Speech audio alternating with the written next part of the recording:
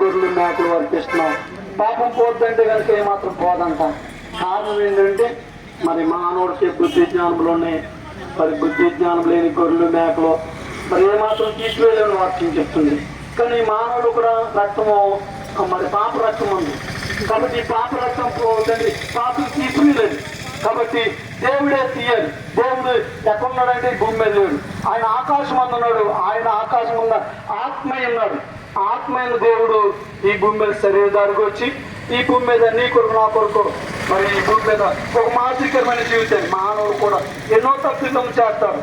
ఎవరో ఏదో చేశారు కాదు, కానీ మన హృదయాల్లో ఉన్నాయే అశ్వదేశాలు, కక్షలు, ఈ భేదాలు, మోసము, మరి ప్రతి ఒక్క నన్నెత్తుని పాదం వరకు కళ్ళు చెడిపోతున్నాయి, మాటలు చెడిపోతున్నాయి, అవి వద్దండి తలంపులు చెడిపోతున్నాయి, హృదయాలు చెడిపోతున్నాయి, హృదయాంతరంగాలు కూడా చెడిపోయి క్రియారూపంగా చేస్తున్నాం.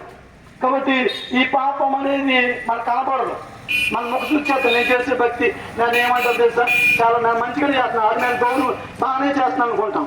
కానీ దేవుని వాక్యం చెప్తుంది మొన్న విశ్వబలికి 76 సంవత్సరాలు అయింది స్వతంత్రం వచ్చి, కానీ ఏమాత్రం కూడా స్వతంత్రం రాలేదు. ఎందుకంటే కారణం ఏంటంటే పాపం ఉంది ప్రతి ఒక్క మానవులు. ఆ పాపం తీసివేసి ఎవరంటే దేవుడు, సృష్టికర్త అయిన దేవుడు ఈ భూమి మీదకి వచ్చి నీ కొరకు నా కొరకు ప్రాణం పెట్టి రక్తం చిందించాడు.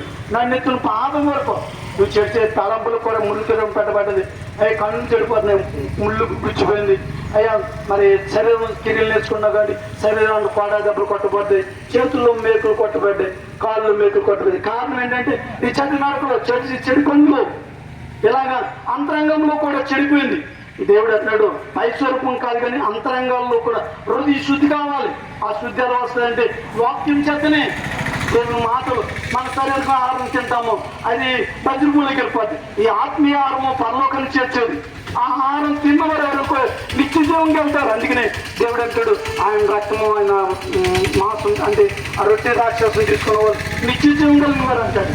కాబట్టి ఆయన మాటలు వింటే అన్నపానాలు ఇచ్చుకున్నవారు చెడ్డపడతారు. ఏ క్షణం పిలిచినా ఎంతమంది కరోనా కాలంలో ధనవంతులు బలవంతులు కోటీశ్వరులు అయిపోయారు. 3 లోకాలు ఉన్నాయి, భూలోకంలో ఉన్న పాతాళలోకం అనేది పరలోకమైనది, 2 లోకాలు కనపడ లోకాలు ఎక్కడుండో చెత్తపడాలి.